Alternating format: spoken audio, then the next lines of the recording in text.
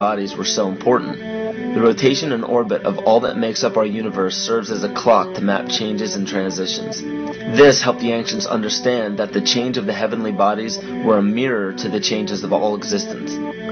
December 21st, 2012 is simply a natural transition from one form of energy to the next, the transcendental evolution of man. This date is what's known as 0 point.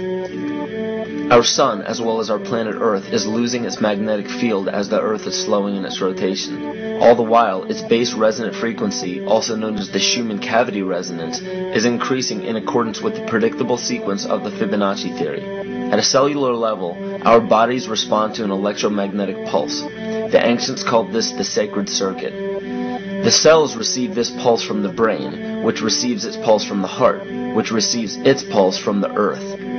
This pulse comes from the solar system, which from there comes from the galaxy, which ultimately comes from our entire universe. We literally share a pulse with all of existence. Yet another example of everything being one. For as long as scientists have been recording the Earth's pulse, it has remained at approximately 7.8 cycles per second. This was a constant fixed number until 1986 into 1987. It rapidly began increasing to about 9 cycles per second in 1996. So in one decade, it increased by about 2 cycles per second. By 2012, this pulse will be right around 13 cycles per second, just as the Fibonacci theory indicates. What does this mean for humanity? Just as cymatics has shown that higher frequencies result in more complex patterns, we are now experiencing the beginning of a major shift in both physical and spiritual vibration. It's difficult to understand what exactly will happen to our physical bodies, but ancient scriptures, pagan and monotheistic religions, mystery schools, and secret fraternal orders have all given indications as to what this experience will be like.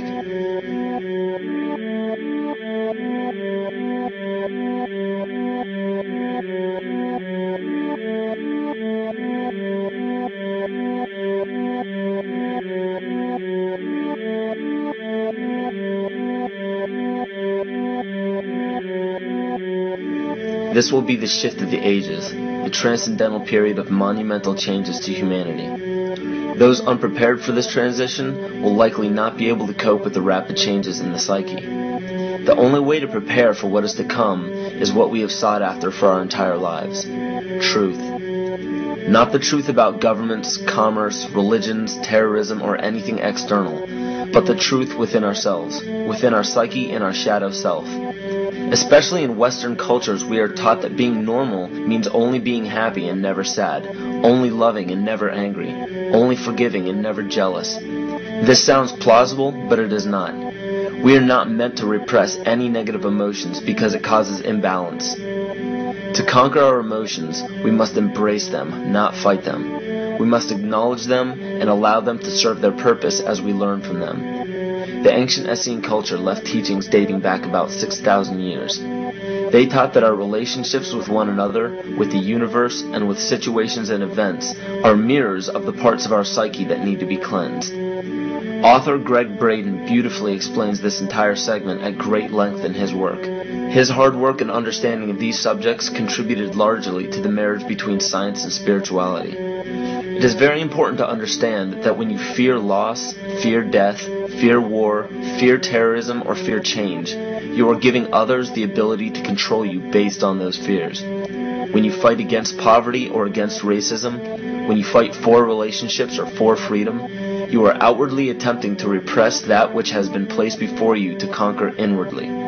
These situations are mirrors of our fears. This is why it is important to love and only love. Love those who stand with you, but especially those who stand against you. Don't look at your fears as a threat. Rather understand that this material world is only a physical manifestation of either the love or fear in your consciousness. It's as plain as day. All you need to conquer in your life is in your face. If you want to understand what your true inner fears are, analyze your ambitions and your inhibitions. Everything explained here about the esoteric agenda of the elite few at the very top is nothing to fear.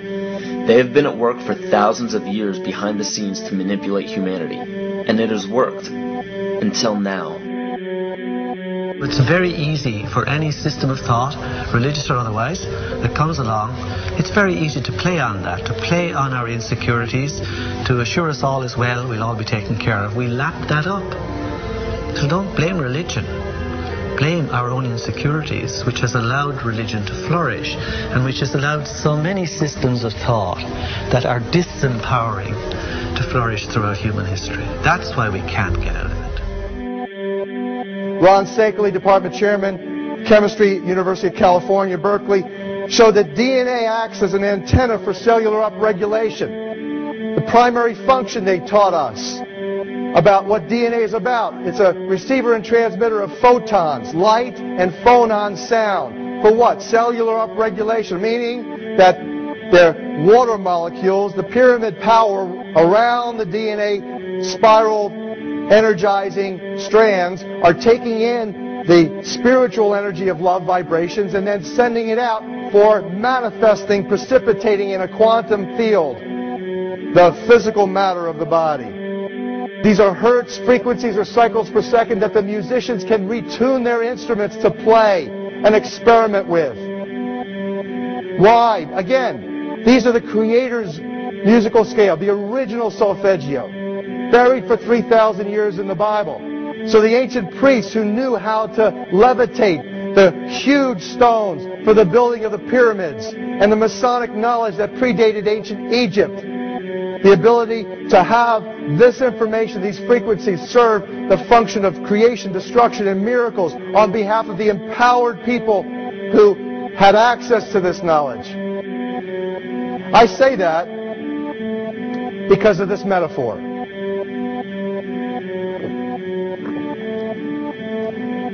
This is the difference between the power of our Creator and anything else, particularly evil. That you can go into a pitch black room full of evil, full of darkness, and light a little candle, and instantly that darkness flees. But you can't do the opposite. You can't go into a well-lit room full of truth and wisdom and righteousness and joy and health and harmony with the universal power. You can't take any amount of darkness and go into that well-lit room and have any effect whatsoever. That is the metaphor which I frequently think of when I think that I'm not empowered.